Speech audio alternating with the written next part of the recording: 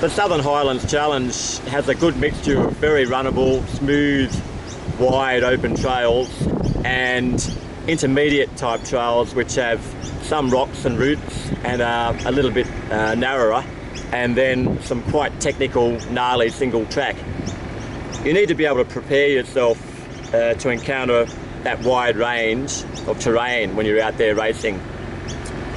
One thing you need to do in training is to get off road and find some good trail to actually run on. If you live anywhere near a park, then parks usually have some kind of outer area which has either trail or rougher ground, which might include grass, roots, bark, rocks, rough surfaces, anything which is unpredictable that you can practice your running on.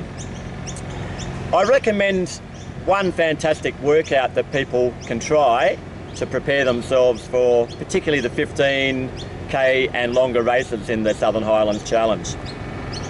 You can try and first of all do a warm-up of somewhere between 10 and 15 minutes of easy jogging, followed by some stretching, some running drills if you know some running drills. Give yourself a short break, maybe have a drink depending on the conditions, and then aim to do a threshold run of between 10 and 15 minutes.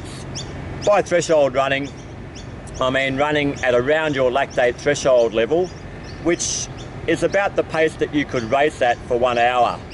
So for a lot of people, that's a little bit quicker than their half marathon pace. Try that for 10 to 15 minutes, then give yourself a 3 to 5 minute recovery, maybe another drink depending on the conditions again. And then aim to do somewhere between 10 and 20 hill sprints. Those hill sprints will really help you when you encounter the hills in the Southern Highlands Challenge races. Not only do the Southern Highlands Challenge races have the lovely runnable, flatter and very rhythmical sections, but they also contain some brutal hills. So these hill sprints will prepare you, your body and your mind, to encounter those in the actual event itself. If you try a 50-metre hill, attempt to sprint at 80 to 90% top speed in the first hill with a quick jog back down. Aim to get a little bit quicker on each uphill effort and on each downhill effort. So, but by about the 10th hill repeat, you are actually running at race pace or faster, and you're practicing both the uphill and downhill running techniques. When you're running uphill, make sure you're keeping nice and tall with the shoulders back and the chest out. We have a little uphill just here. Try and keep nice and perpendicular to the hill rather than slouching forward and leaning into the hill like a lot of people do. By doing that, you'll be using or activating the glutes, not only the quads and the calves like you do when you're leaning forward.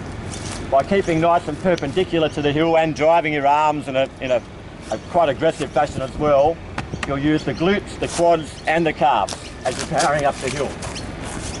When you're running downhill, the easiest technique to remember is simply to lean forward, again keeping perpendicular with the gradient that you're encountering.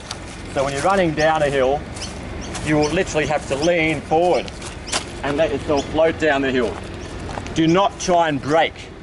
Do not sit back or lean back and try and brake, otherwise you will smash your quads as well as your calves. You'll end up being more than likely to roll an ankle and get far sore in the race too early on.